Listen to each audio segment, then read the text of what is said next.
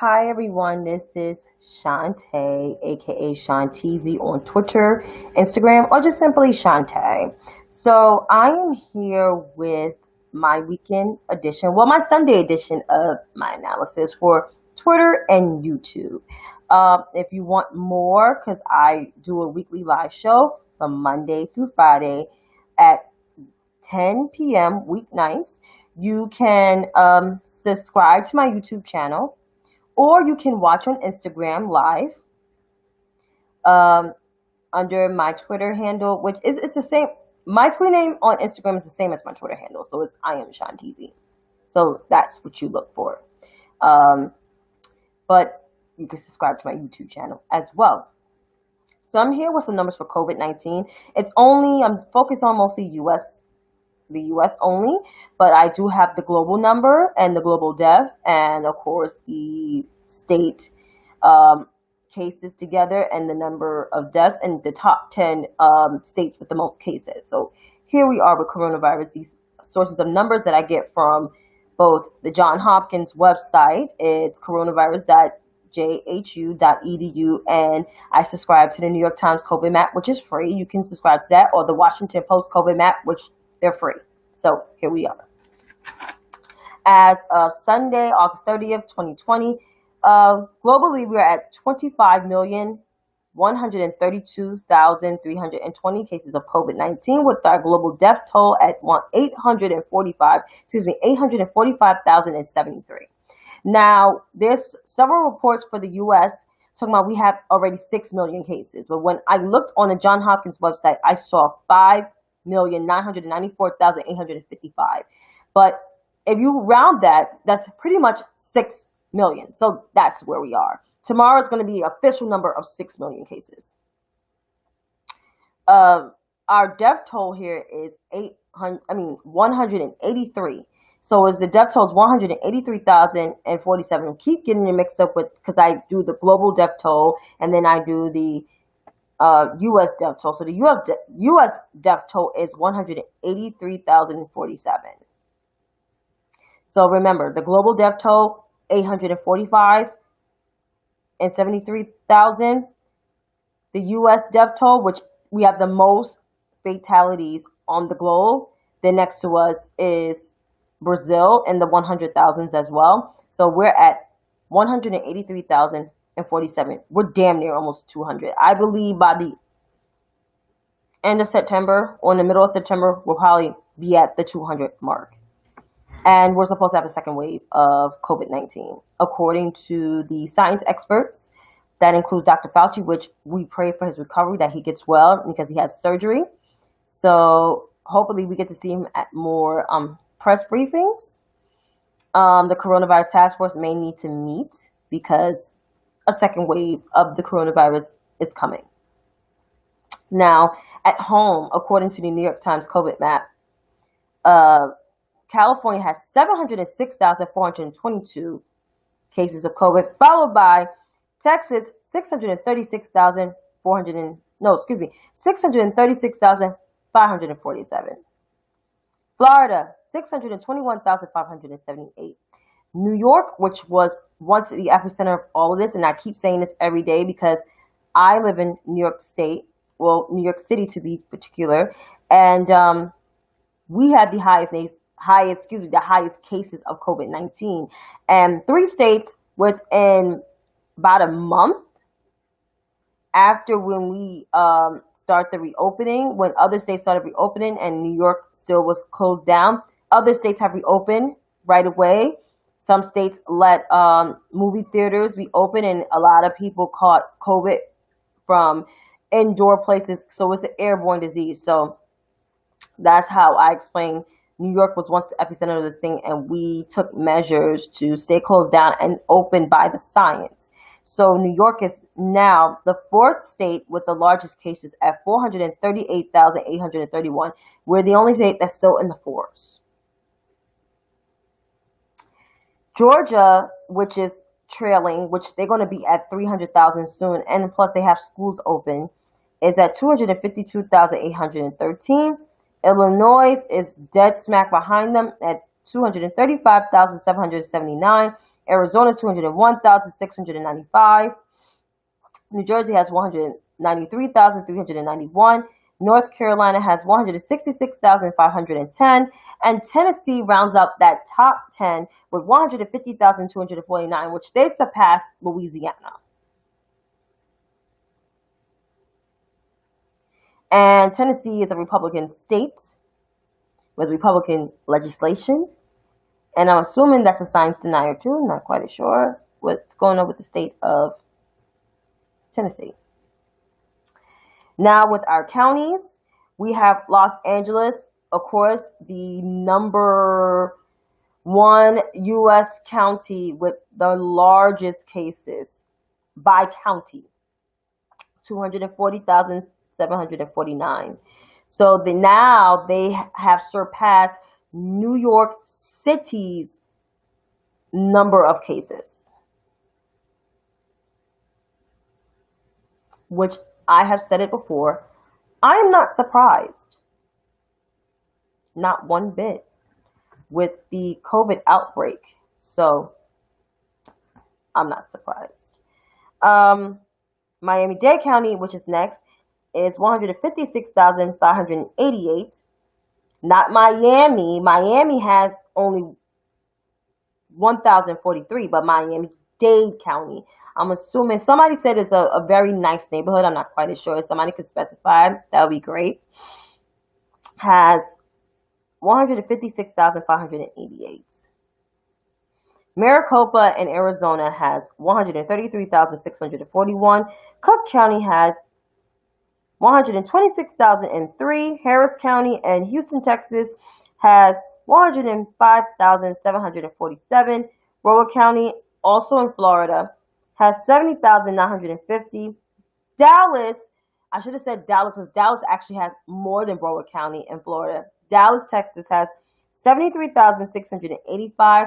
And Queens, which is now the 8th largest cases of COVID-19 by county, which was the number one for quite a while, is still in the 69,000 tier.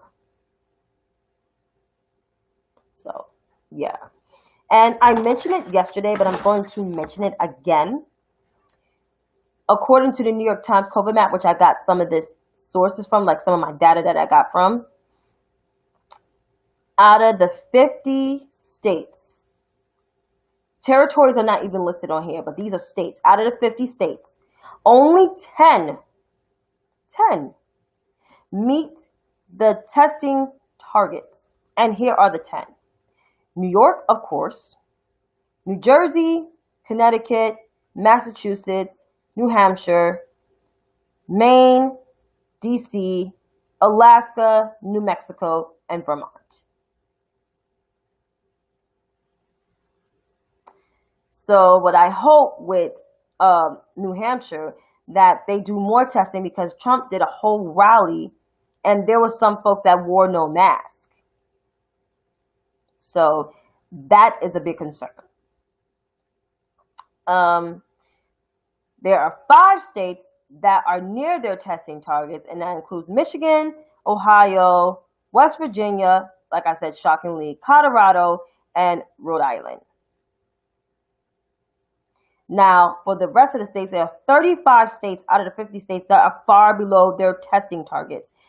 That is a huge concern, a big concern. Here are the following states, and I'm going to list them: California, Oregon, Hawaii, Utah, Arizona, Nevada, Idaho, Montana, Wyoming, North Dakota, South Dakota, Nebraska, Kansas, Oklahoma, Texas, Minnesota, Iowa, Missouri, Arkansas, Louisiana, Wisconsin, Illinois, Indiana, Kentucky, Tennessee, Mississippi, South Carolina, Alabama, Pennsylvania, Virginia, North Carolina, Georgia, Florida, Maryland, and Delaware. That is 35 states. I just said. That's a big, big, big, big, big, big concern. Huge. very telling. And we have no national coordinated response. Like, this response is so weak and bad, just bad. And you're worrying about protesters and anarchists and law and order. COVID is a problem. Racial reckoning is a problem. Protesters are free to use their First Amendment rights, in which they have, and they've been very peaceful. Donald Trump is the problem. He is the national emergency that we have to get rid of by November.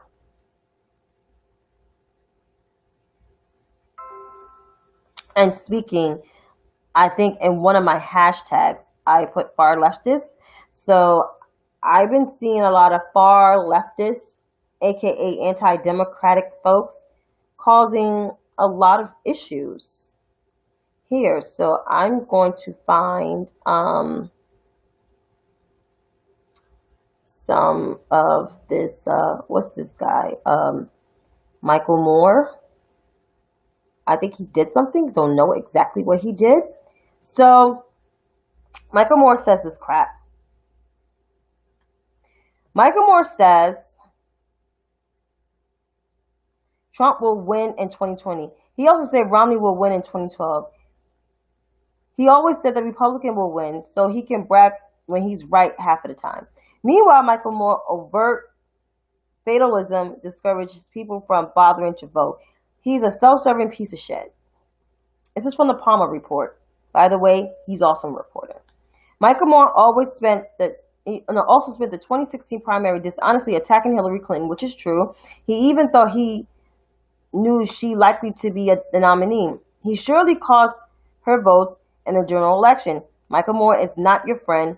He's a fading pundit who will say and do anything to stay on TV. And it's true. I used to be the person who used to watch his movies back in high school. They were very truth-telling. But as he started to appear more on television and becoming a voice for the forgotten American, and was a surrogate to Bernie Sanders and very toxic, and how he was nasty to Hillary Clinton, I completely stopped watching all his movies. I basically canceled him. I canceled him before cancel culture became popular. So people like Michael Moore, people like Breonna Gray, people like Walker Bragman, people like Krista Ball, people like Cenk and the rest of his TYT idiots, his employees, continue to keep having this smoke for the Democrat Party, but don't realize the Republicans are the opposition. Don't realize that Donald Trump is a threat, not just only to our country, but to humanity itself. This man will do anything and anything to keep constantly the same power, like he's some type of freaking king. And the last time I checked, in our Constitution, there's nothing says about you having power for so long. And if you think about being the leader of the free world for X amount of years, the only one that served the longest presidency was FDR. And that's because he got shit done. Was he a friend to black people? Absolutely not. But he got shit done.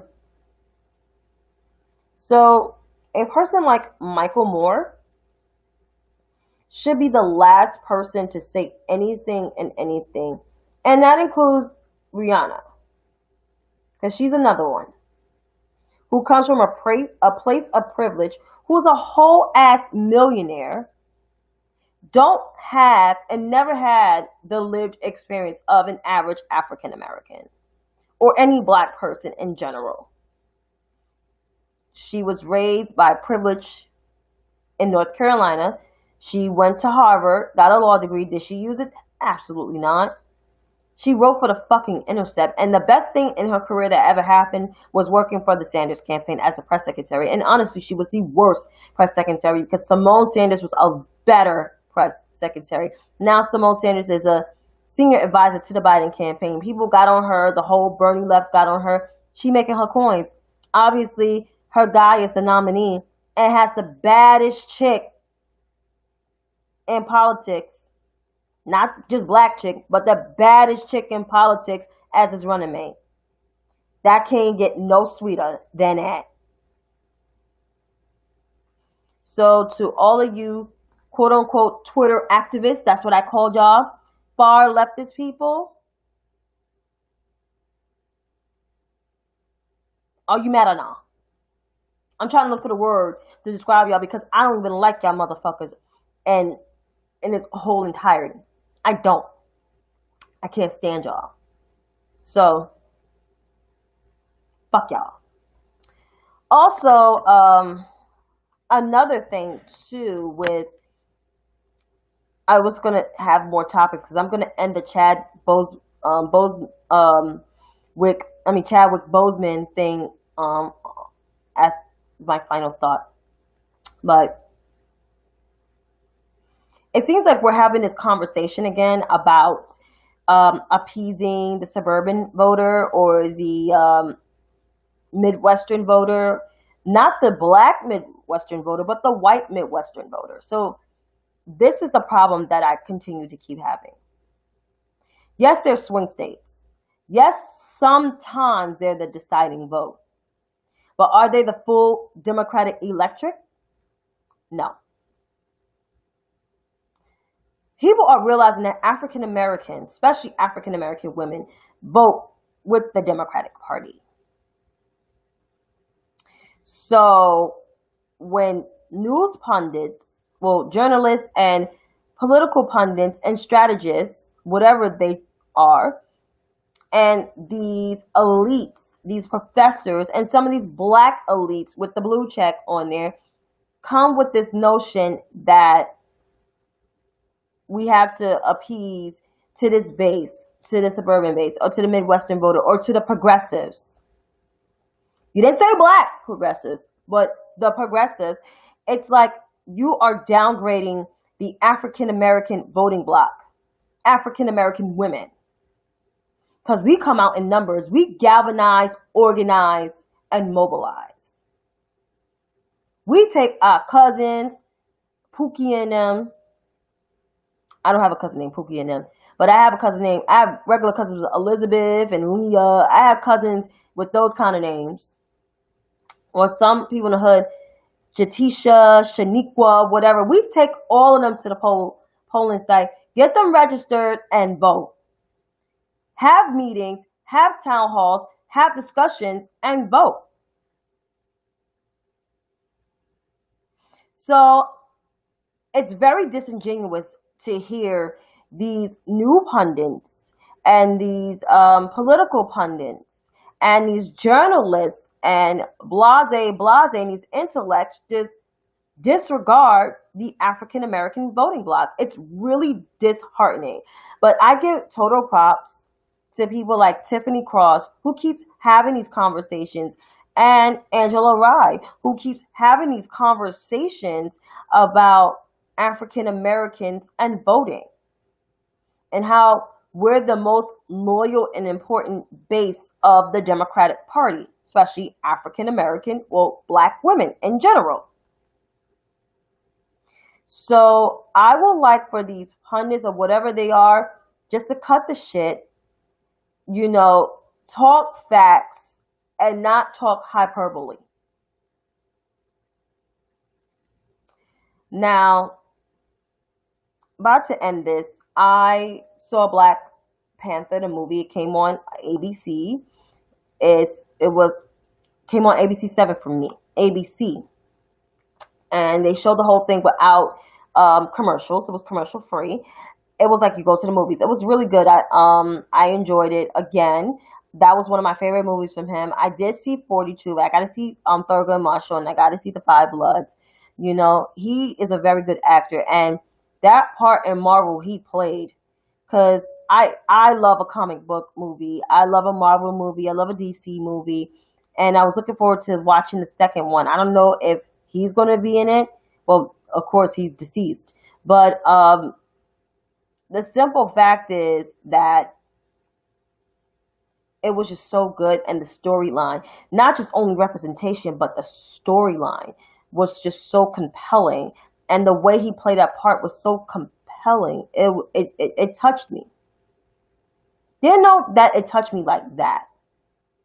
And I'm a person that used to watch superhero stuff, from Mighty Morphin Power Rangers to seeing only one of you in that representation. But this movie showed representation. Like I said, it's not all about it, but sometimes it's good to see representation. If I spoke, representation does matter. But also the storyline matters too. So it was good, and all the actors from different diverse backgrounds spoke about him, that worked with him or that just admire him, and just so it was amazing. So I am sad, but I know he's resting easy, and I know he's looking down on all of us and saying thank you for acknowledging me. And to Mr. Boseman, I know you up in the kingdom of heaven, but thank you for blessing us. Thank you. So until then, you have a good night, and I see you tomorrow for my after show.